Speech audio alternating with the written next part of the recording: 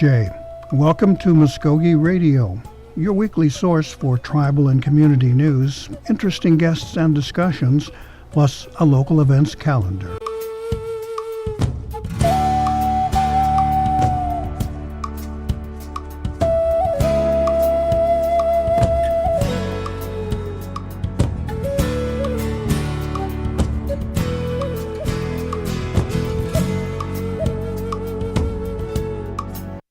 Jay, Stongo, Gary Fluff, Jehu Jifkados, Mvskoke Radio, Mabu Wedgkis. Welcome to our program. We've got several things lined up to share with you today. First of all, we'll be speaking with the author of a recently released book on the murders of the Osage oil royalty holders back in the early part of this century. A number of Osages were extremely wealthy after the discovery of oil on their lands, and then fell prey to some folks who were after their money and didn't mind taking their lives to do so. Anyway, we'll be speaking with David Gran on Killers of the Flower Moon, the Osage murders, and the birth of the FBI. In the second segment, we'll be speaking with Rachel Sourjohn, talking about the teen pregnancy campaign that's going on. It's the month to observe that particular topic, and she'll tell us how the Mvskoke Nation is approaching it. And finally, we'll have Jibon Gouge from the tribe's own Public Relations Department joining us later on in the program to talk about this year's Living Legends program meant to honor wonderful, outstanding Mvskoke people for their accomplishments in their lives.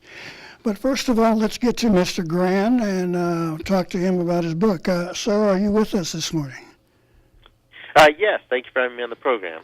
Okay, Mr. Grant, thank you so much for making some time to chat with us today down here in Mvskoke Creek country.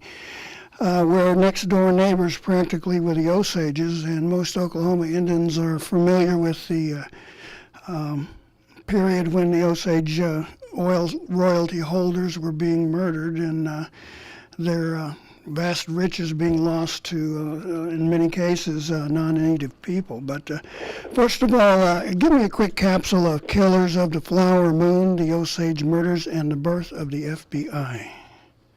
Yeah, so the story is about the Osage Indians and how in the 1920s they had become the wealthiest people per capita in the world because of the oil deposits under their land. After they had been driven and confined to that area, they had once controlled much of the central part of the country, and then how they began to be mysteriously murdered one after the other.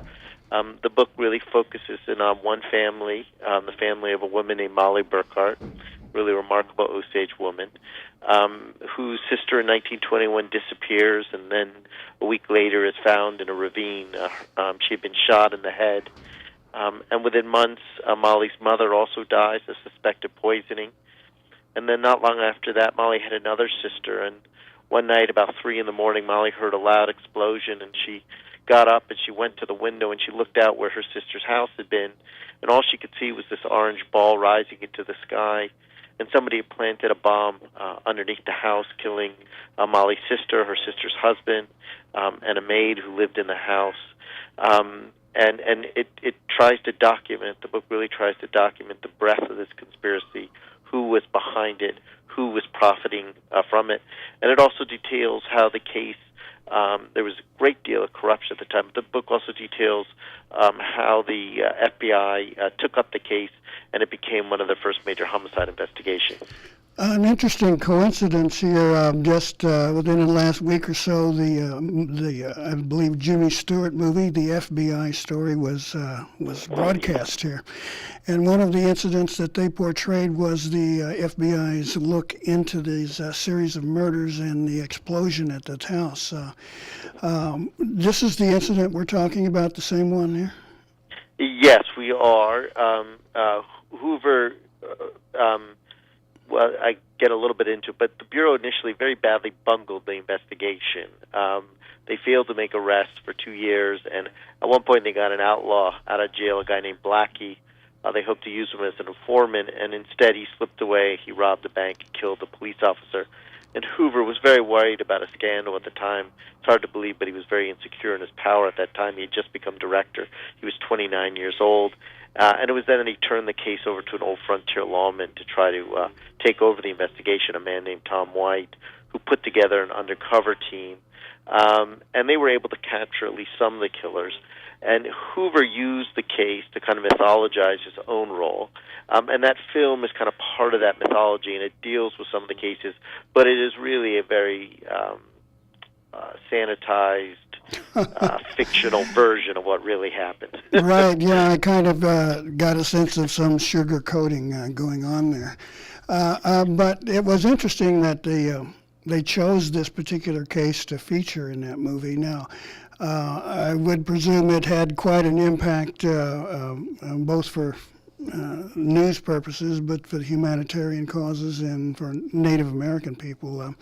What was it about this situation, this whole thing that attracted your attention? Well, I think like most or many Americans, I probably could say most, but I'll say many to be safe, I really knew nothing about this. I first heard about it in 2011, and I was shocked that this was not something I read about in history books, that it had not been taught to me in school. I then made a trip out to the Osage Nation, and I visited the Osage Nation Museum, and I saw this kind of enormous panoramic photograph on the wall.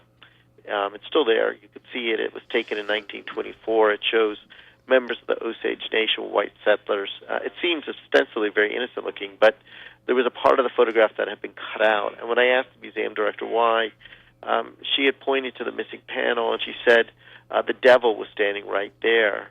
And it turned out that that figure was one of the masterminds of some of the Osage killings. And I realized when I was there that the Osage had removed that picture not to forget, as so many Americans have, but because they can't forget. And so for me, the fact that I didn't know anything about this, that this had kind of been excised from so many, at least history books that I read, propelled me to try to tell the story. And, of course, that visit was more than 5 years ago. It took me about 5 years to write the book and research it. Well, it's an amazing time. Now, let's take a quick step back and give me an idea, again, of the dates of this particular situation, when they started and when the FBI finished their case. And give me a geographic area. I think most people are familiar with what's called the Osage Reservation, which is a reservation in mineral rights only. But where is it in Oklahoma there? Yeah, it's in northeast Oklahoma. It's near Bartisville. It's about an hour from Tulsa. And it's, at least the underground reservation is about the size of Delaware. It's quite large.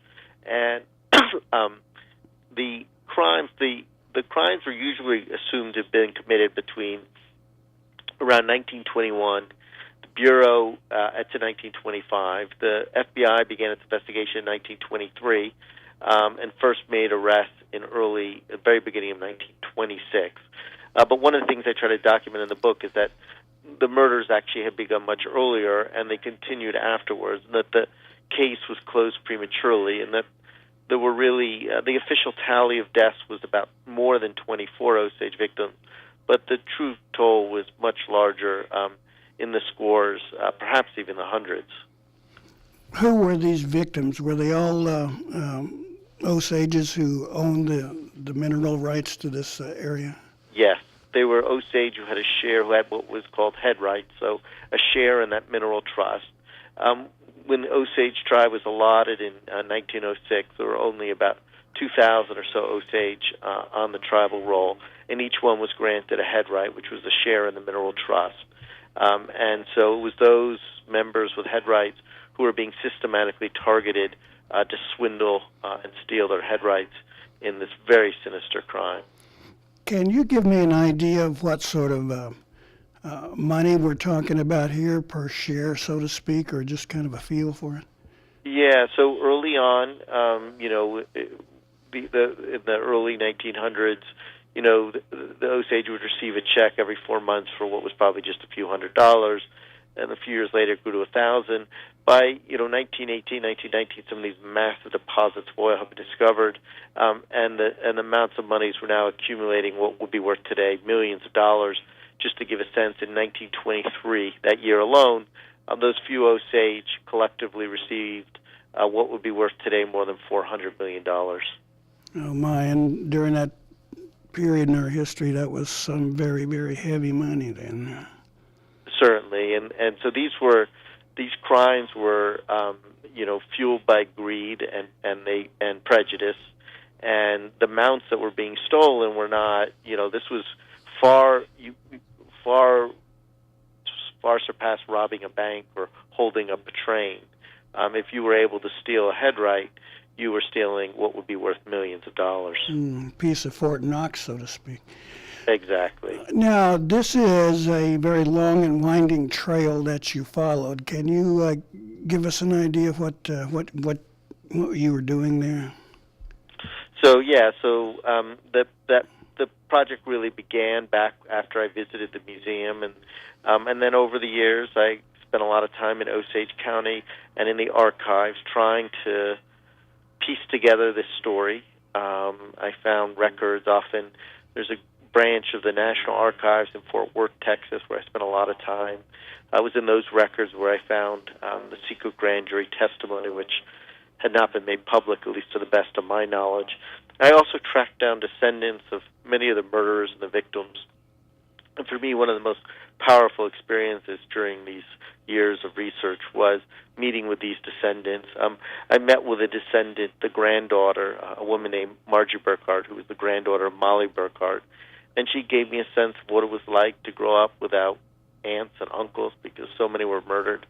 She took me to the crime site. She took me to the cemetery where so many of her relatives were buried who were killed. And it was speaking to her that you really get a sense about how this history is still living. It was not that long ago, and it still reverberates into the present today. That makes me a bit curious. Were they able to reacquire these financial resources? Did they get the money back, so to speak? Sadly, no. Millions of dollars were swindled and never recovered. Mm-hmm. I think I remember the movie showing a trail that led to one of the local bankers there who was kind of at the center of this nefarious web and had employed people, to a hitman, and then he had his bookkeepers and things like that. Is that essentially what we're looking at here? Well, there certainly was one very prominent settler. He wasn't a banker. They kind of changed that in the movie, but he was a very prominent settler. And he turns out to also be someone who's very close to Molly and many of the Osage. And one of the things that made these crimes so sinister was that they were really intimate crimes. They involved a level of deception and betrayal where the very people who you thought loved you were in fact plotting to kill you. And that's one of the things that really is so disturbing about these crimes. But one of the things the movie doesn't get at is that it really was about much more than just a singular figure with a few henchmen.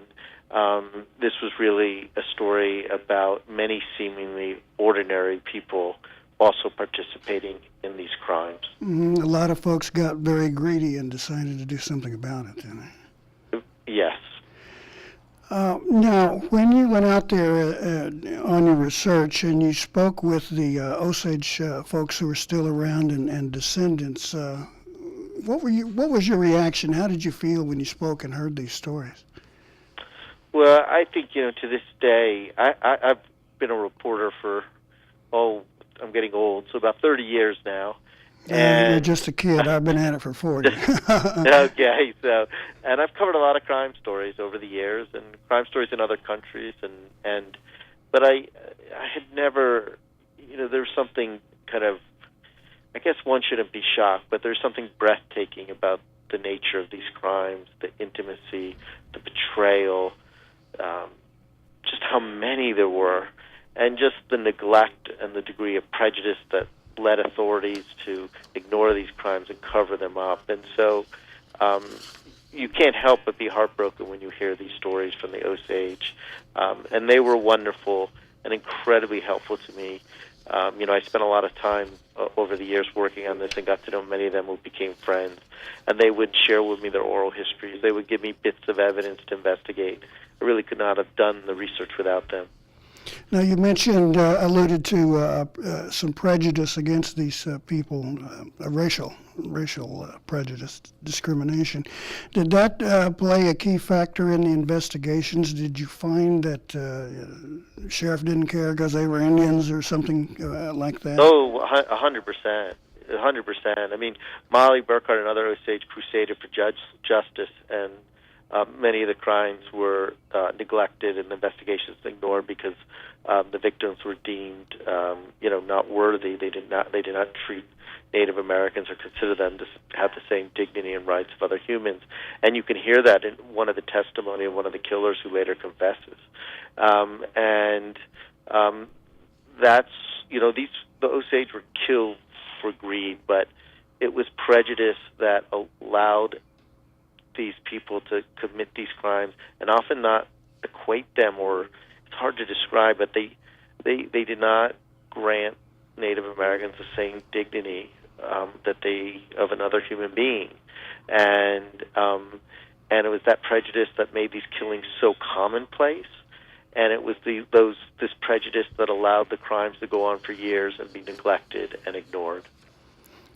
Now, when you spent some time with the Osage people out there, what was your impression of how they remembered this? Is this like a very bitter part of their lives, or is it something that they knew that happened that they've just sort of gotten used to and deal with it?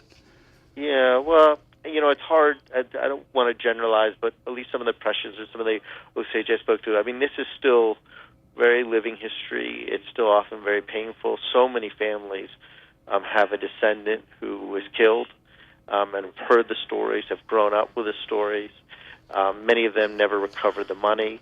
Some of them never, in many cases, the perpetrators were not caught. And so these are still very haunting incidents. At the same time, the Osage are an incredibly resilient nation, a very vibrant nation. They have their own democratic institutions. They have more than 20,000 voting citizens. And an Osage lawyer told me, we were victims of these crimes, but we do not live as victims. Mm-hmm. They weren't continually victimized. Now, let's kind of jump ahead here. Now, after the investigation by the FBI and other law enforcement agencies who pursued this, what happened to the perpetrators? Were there folks who were caught and prosecuted in that jail time? So one of the great challenges wasn't just catching the killers, it was also prosecuting them. And a few of the killers were apprehended and charged. And there was a real question about whether 12 white male jurors, that's what they were back then, they were all 12 white men, would convict a fellow white man for killing Native Americans. And at the same time, a lot of the perpetrators were extremely powerful and could corrupt the judicial system. In one of the first trials, it was actually a hung jury, and evidence later suggested that there had been a conspiracy to corrupt the jury, and one of them had been bought off. A few of them do ultimately go to jail, but at least one of these masterminds only serves 2 decades, and many of the Osage to this day believe that he was able to call in political favors, his kind of last political favors, to get out after only 2 decades. And of course, as I try to document in the book, there were these other killings that were remained unsolved, and in those cases, the perpetrators did no time whatsoever. That's kind of an old story, actually. Now, in looking at some of the background of yourself and your publication here, I noticed during an interview there was a discussion of a connection to the contemporary issues around the Dakota Access Pipeline. What do you see there? Yeah, so I interviewed an Osage veteran of the Army who received a Purple Heart. He was wounded in Afghanistan, a man named Chris Turley.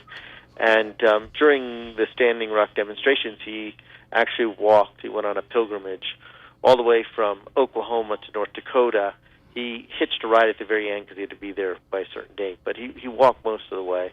And he told me that, during that pilgrimage and while he was at the Standing Rock, he thought about the Osage murders, and that even though the incidents are very different, the issues are different in terms of the particulars. Clearly, the Sioux weren't making money from the oil. They were trying to protect their land and protect their water supply. It was still the same fundamental issue, which was the rights of Native Americans to control their sovereignty, to control their land and resources. And I interviewed a former Osage chief, a man named Jim Gray, who told me, I can't believe it's 2017 and we're still having the same fight and the same debate. Oh my gosh! Now, since your book has been out and available to the public, have you had some chance to pick up on any feedback, either from the Osages or the general non-native public? Have they said anything that you're aware of?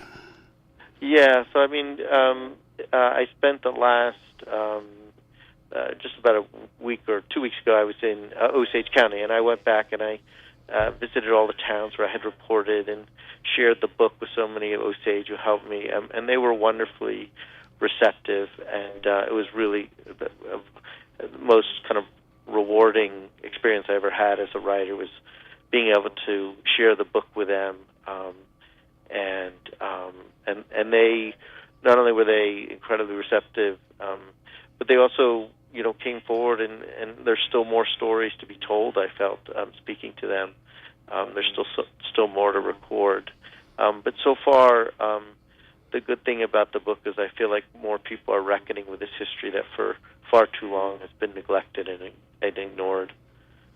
I understand you gave a presentation down here in Tulsa not too long ago, and is that correct, first of all? Yes. Yeah, and what was the audience reaction there? It's hard to say, but I thought the reaction seemed good, from my interpretations. But what was so interesting is wherever I've gone, there have been so many descendants. And there were descendants of several of the victims were there. Margie Burkhart, the granddaughter of Molly Burkhart, was there. And perhaps most interestingly, a descendant of one of the killers was there and kind of stood up and expressed some remorse about the family history, and then I think at one point embraced Molly. But it gives you a sense, embraced Margie, but it gives you a sense of how this history, again, is still kind of living history. And one of the most kind of extraordinary things is that you have descendants of the murderers and descendants of the victims are still living in the same neighborhoods, often in Osage County, and their fates are intertwined, and in many ways that is the story of America. Mm-hmm. Well, when I was in college some decades back, I knew a couple of Osage girls, and sometimes they got teased about being a rich Osage, and their response was always, no, ours got stolen. And so it's still a very painful thought for them. Mr. Gran, if someone was interested in obtaining a copy of your book and reading it for themselves, how would they go about that, sir?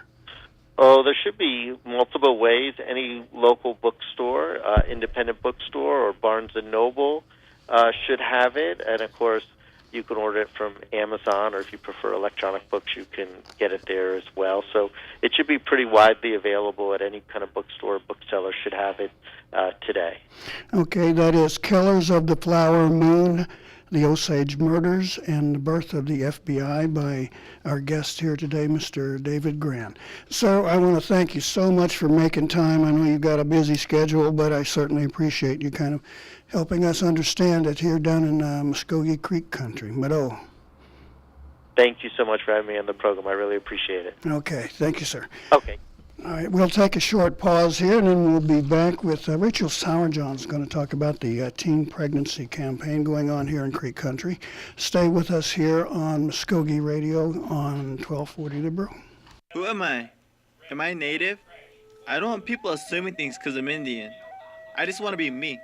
But how do I live in two worlds? Some guys just check out by doing meth. But that ain't for me. Because I see my family, my friends, my drum making, my future. There are a lot of cool things about being who I am, and meth isn't one of them. Learn more at ncai.org. A message from the Partnership for a Drug-Free America and the National Congress of American Indians. One Fire Casino in Okmulgee offers Ladies' Day every Monday with $5 match play, VIP days for seniors on Tuesdays, lunchtime match plays on Wednesdays and Thursdays, and several other great drawings and prizes throughout the weekend. Don't forget to take advantage of spinning the wheel on Sundays to win up to $5,000 cash. Be sure to check out the daily meal specials at Council Oak Cafe. There are exciting monthly giveaways with extravagant prizes. Come and play at One Fire Casino, where it really is okay to play with fire. Welcome back to Mvskoke Radio here on 1240 The Brew in beautiful, cloudy Okmulgee. I'm Gary Fife, and joining me here in the studio now is Rachel Sourjohn. He's becoming an old hand at this today. Welcome. We appreciate you making time here today. Yeah, of course, anytime. Okay, now the focus in this discussion today is the teen pregnancy campaign that's being undertaken by the tribe this month, right?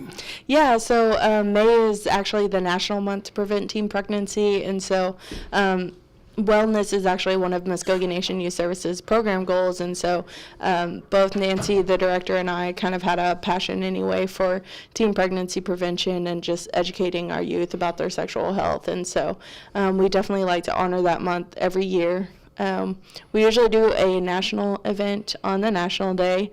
That one's usually just kind of education. This year we had a phenomenal program. We gave a little bit of information kind of about the status of teen pregnancy here in Oklahoma, and then we also talked about what our youth are wanting from their parents, trusted adults, or school administrators, what they want information about for teen pregnancy. First of all, I understand Oklahoma's doing pretty sadly, and as far as statistics on teen pregnancy, it once was at the bottom of the barrel. Very, very sadly, unfortunately, for I believe 3 years in a row, we have been stuck at number 2 in the nation for teen births. It is slowly declining. I think it's gone down about 20% over the last 5 years, but still holding strong, unfortunately, at number 2. Yeah. And how about our tribe, the Mvskoke Nation? Do you have numbers or feelings or percentage or anything? Yeah, so within our tribe, we definitely try to get out to a lot of the communities. We actually have 4 kind of target communities that we do that have our highest number of teen birth rates, and those are Osage, Hughes, Okmulgee, and Mvskoke, and definitely in that order as far as teen birth rates. The national teen birth rate is actually 22. In Mvskoke, it's 19.7, so just under par with the national. Okmulgee's 21.1, Hughes is 24.3, and Osage has the absolute highest of 39.2. And so that's 39.2 teen births out of every 1,000 girls. Now, those are primarily rural areas that you talked about there. It's interesting that you bring that up because there's actually a lot of articles that talk about that's kind of where teen birth rates hit the highest, where there's kind of not a lot of education, there's not a lot of opportunities for youth to kind of keep them busy, and so we are seeing a very big pattern of those rural counties are the ones with the highest teen birth rates. I guess that begs the question, is that educational process not there for a number of reasons? I mean, you hear about this sex education kind of things happening in urban schools and controversy surrounding that, but it's just not available in rural areas, or any other kind of backup ways for them to find out about alternatives? I think the issue is that a lot of rural schools are kind of scared of what the parents are going to think if they were to bring in some type of sexual health education.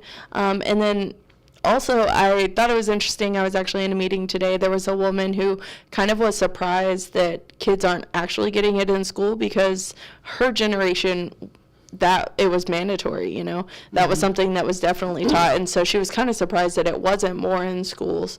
But I think it's just a matter of school administrators are kind of worried about what parents might think and how parents might react negatively, and so I think that's a lot of the drawback from having it in the schools. Well, without drawing any casting any aspersions, shall we say.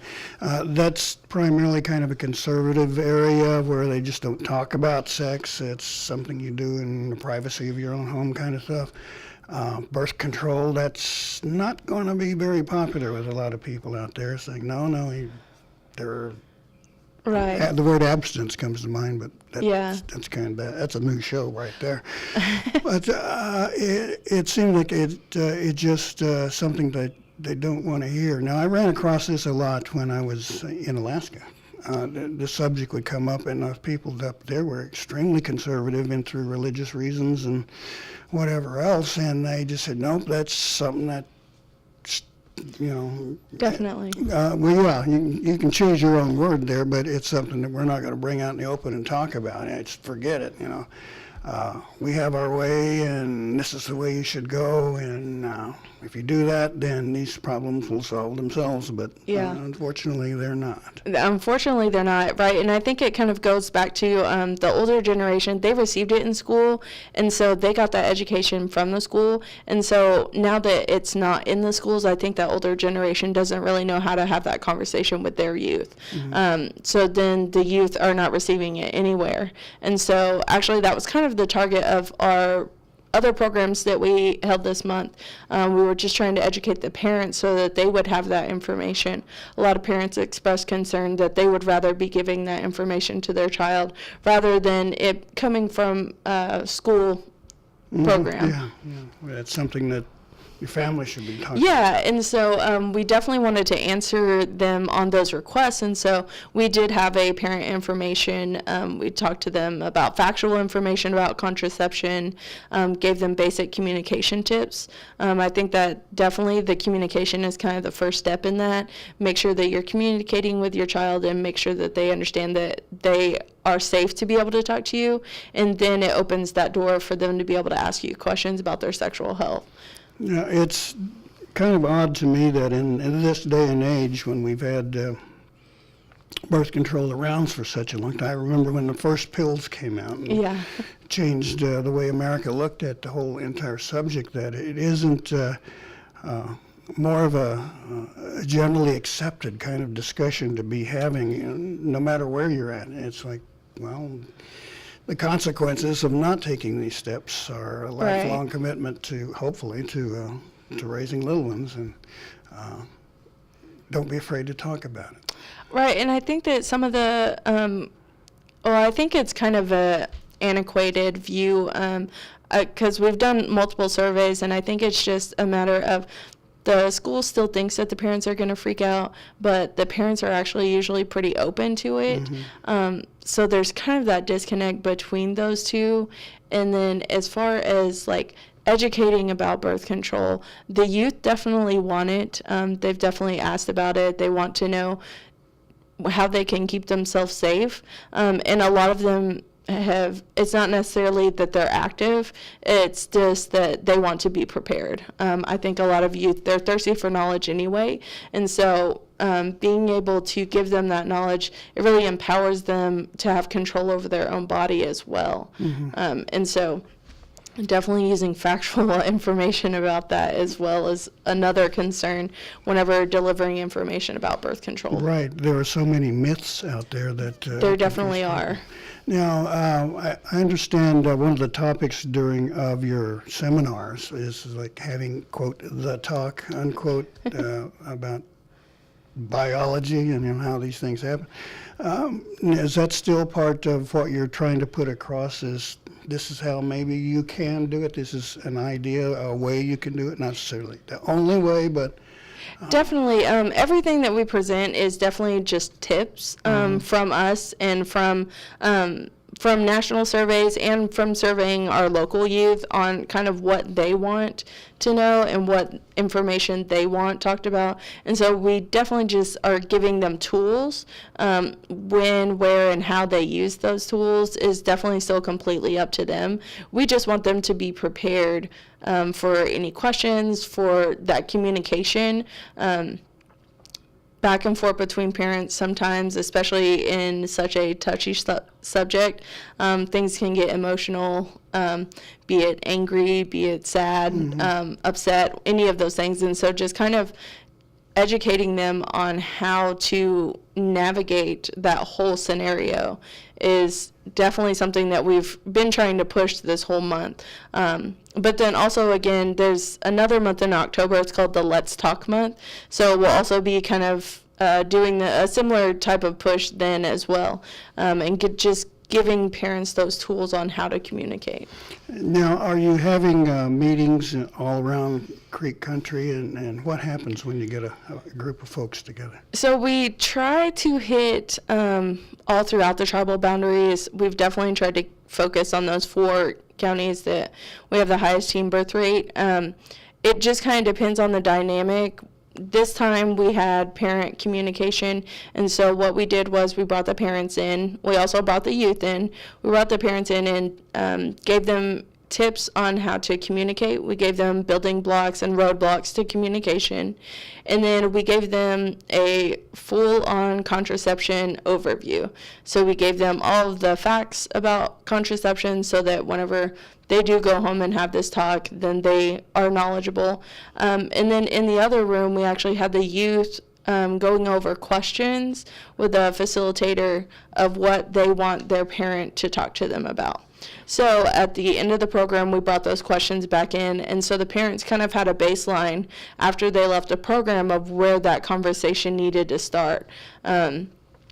We asked them questions like, what would you want more information about your sexual health? A big one was biology. A lot of our youth still don't know even about their own bodies. And then they talked about, just kind of being honest, being open. Don't get angry whenever I ask questions, and don't kind of put my questions to the side. And then consistency was kind of a big one. So. Now, I would think that this would be a natural place for a lot of snickering and giggling going on as people hear these discussions they may not have heard before and see all these illusions disappearing.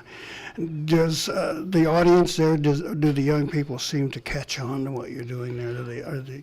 Even whenever we have our youth classes where we actually teach a curriculum that we have, there can be some snickering, but that's, in this day and age, it's kind of expected with any type of, honestly, with any serious subject. I think that's just kind of how some people respond or cope nowadays to talking about serious things, is trying to make light of it.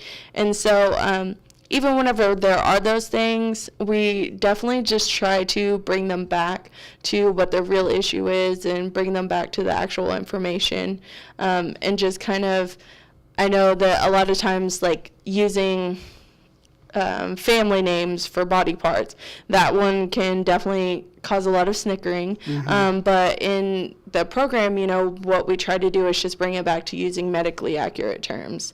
And so definitely there is that aspect of it, but they're generally pretty good, and they usually enjoy the classes.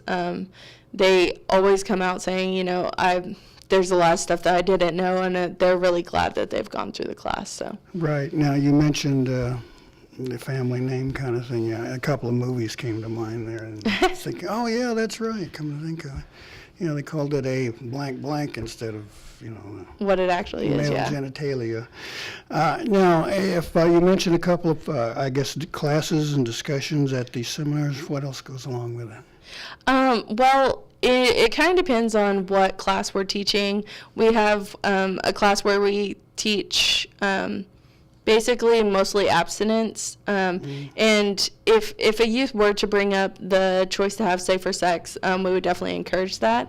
But in those classes, we kind of just talk about negotiation skills. So negotiating kind of like with your partner on making healthy choices, whether to be abstinent or to choose to have safer sex by using a condom or contraception. And then in the other curriculum where it is about safer sex, the youth actually get a contraception overview. And so they actually get to kind of learn all of the facts that there are surrounding it, and they get to ask questions. And so they definitely get a full encompassing knowledge but then also they kind of get an understanding of how to communicate with their partner.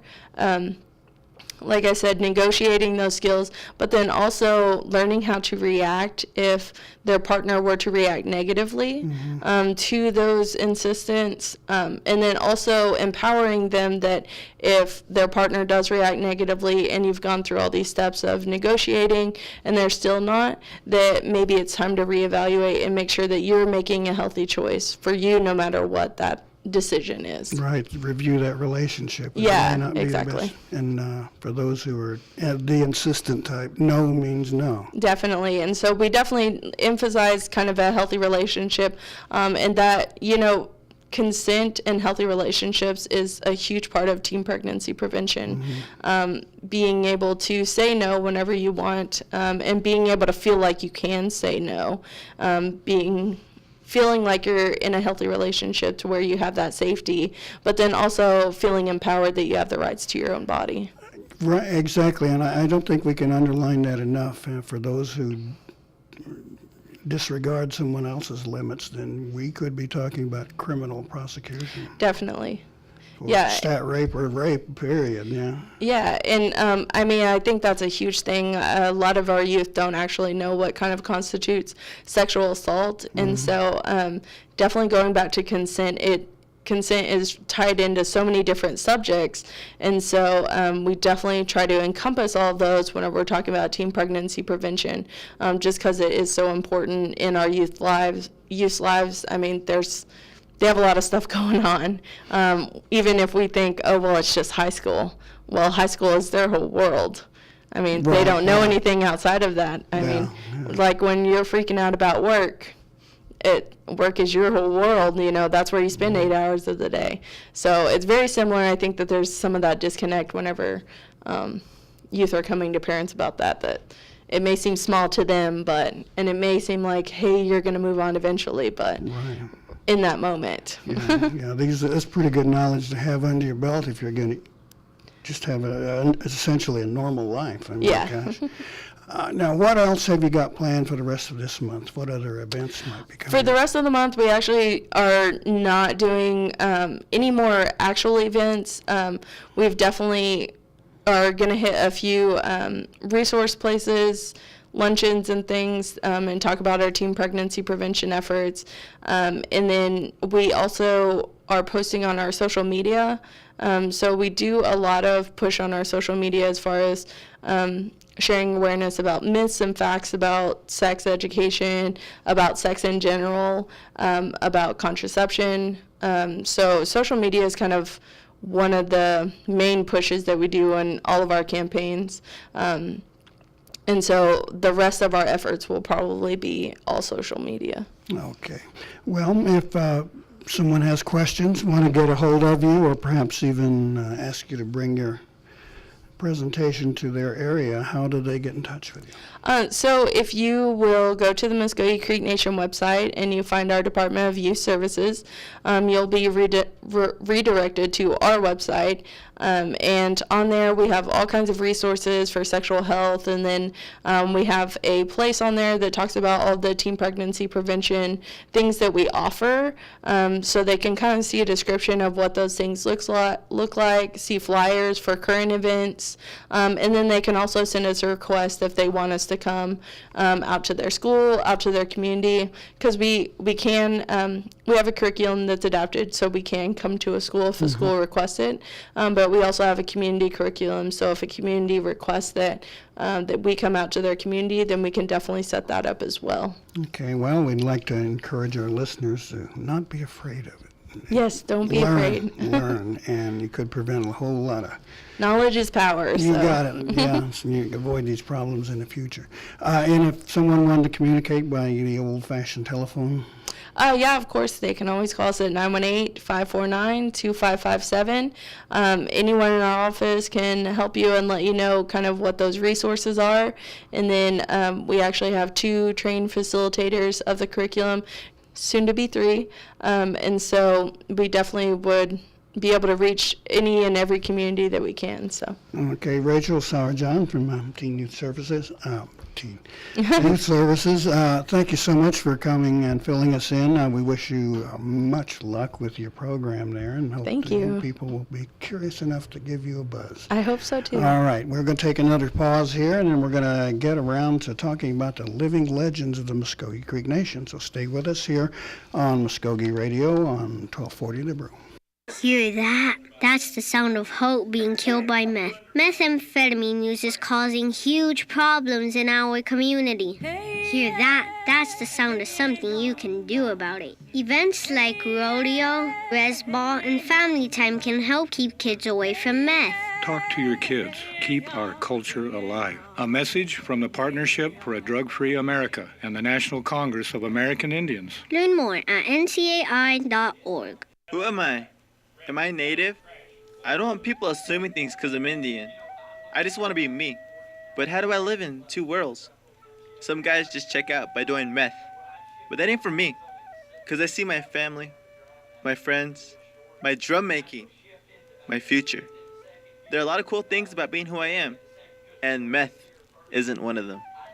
Learn more at ncai.org. A message from the Partnership for a Drug-Free America and the National Congress of American Indians.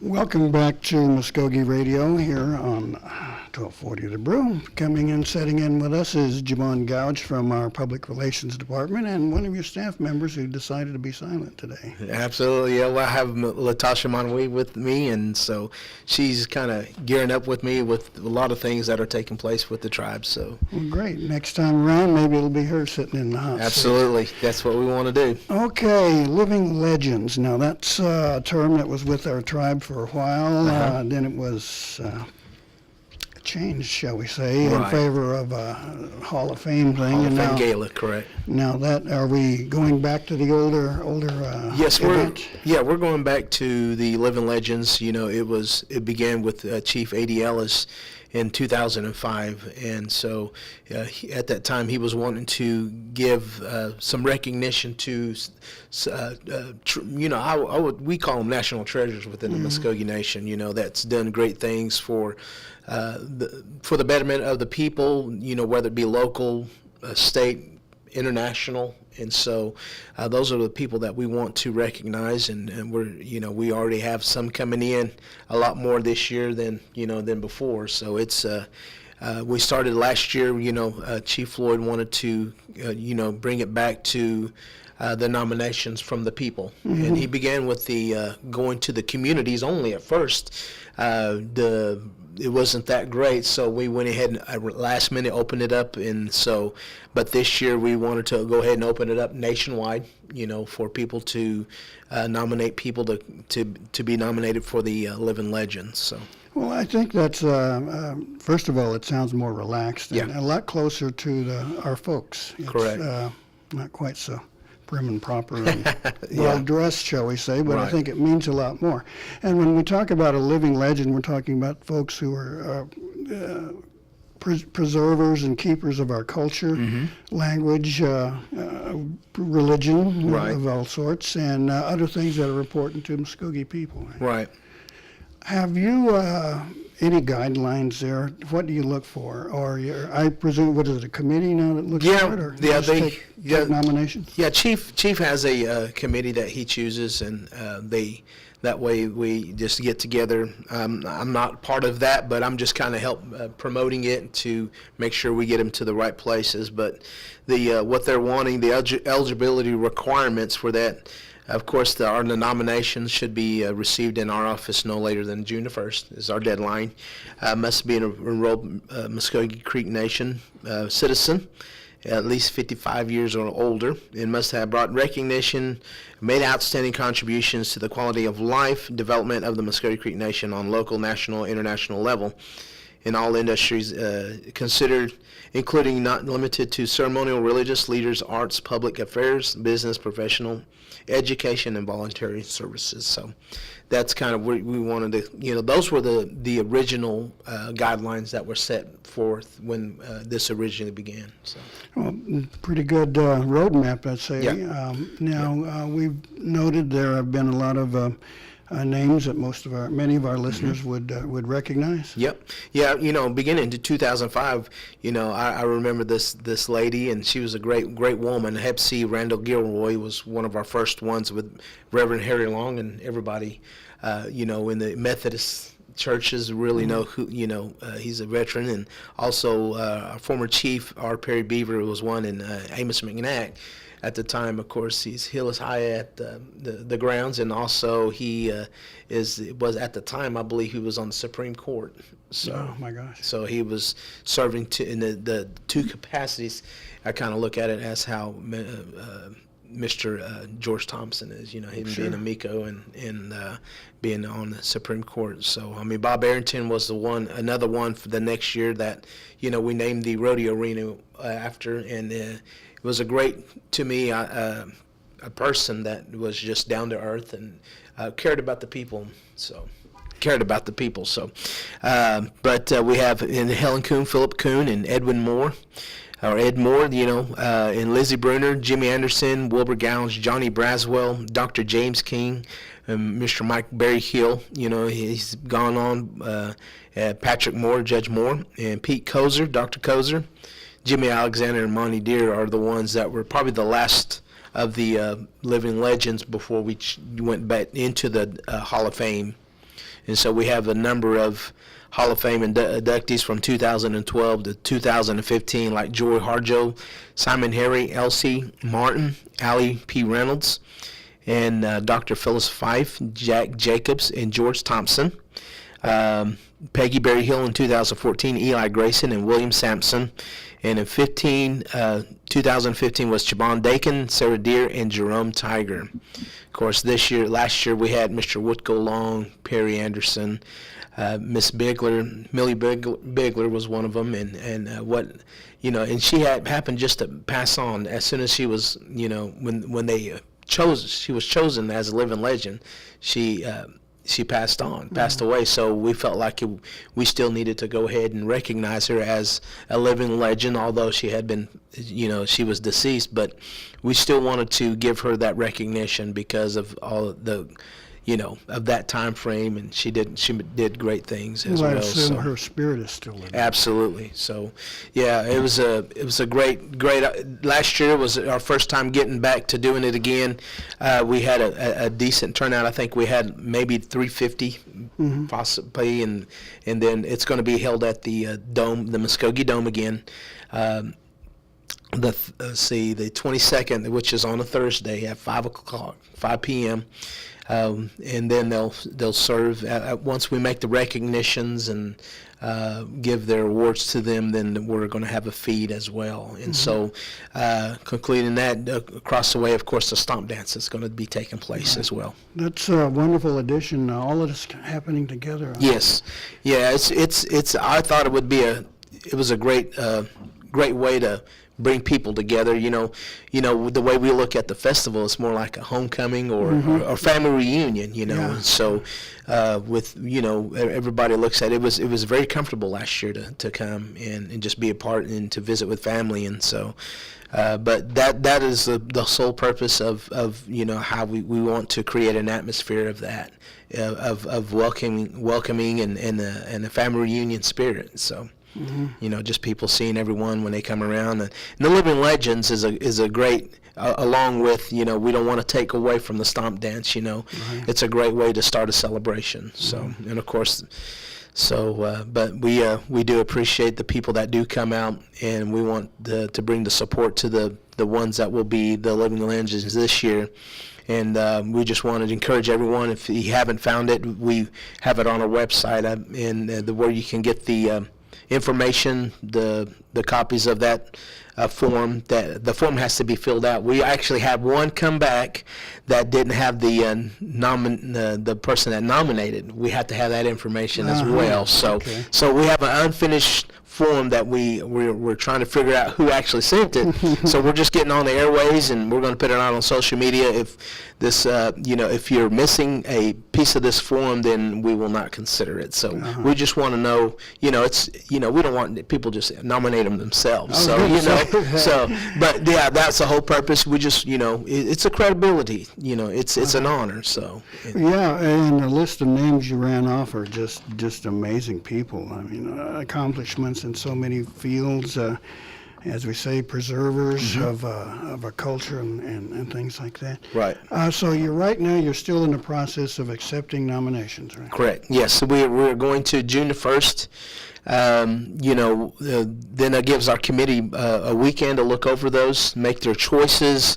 By that following Monday or Tuesday morning, then we will have a decision made, and then those people chosen will be notified. So that way, there may be some out of town or out of state that might be chosen for our living legends. So one person I did leave off last year was Miss Lillian Thomas. So she's a great asset to our Social Security office here with the tribe, and her being a fluent Mvskoke speaker, makes it a lot easier for our elders to come and visit, and her having that capability to communicate with our elders is, to me, that's the best way to do it here. And so she was honored for that as well. So. It's so wonderful when you see two fluent speakers just relaxed and chatting with Absolutely. each other, teasing, telling jokes, laughing, and it's all in the Mvskoke language.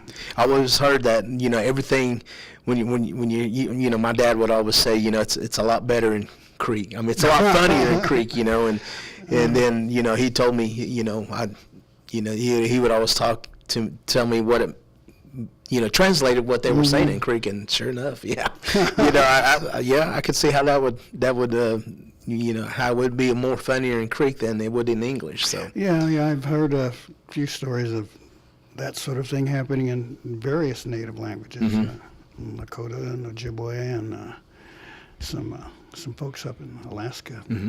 Elders just cracking up. Yes. And you're just dying to know what they're talking exactly. about. Oh, yeah, they're talking about that guy from the lower 48 standing over there. Yeah.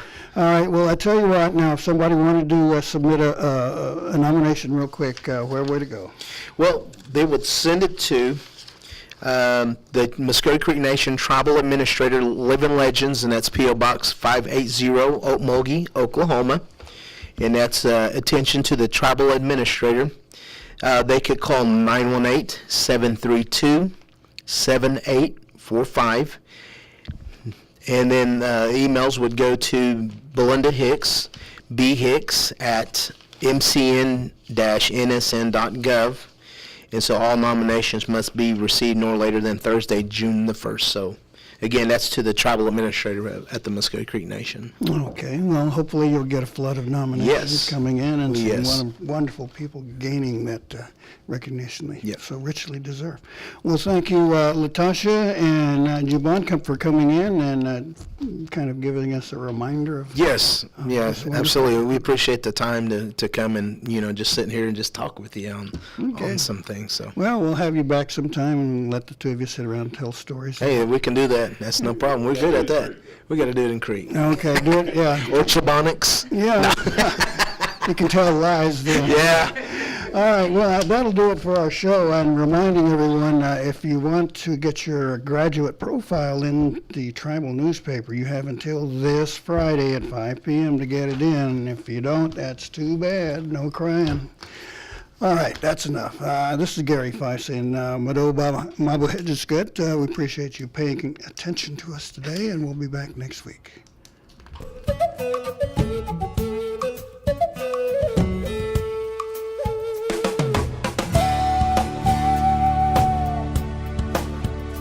You've been listening to Mvskoke Radio.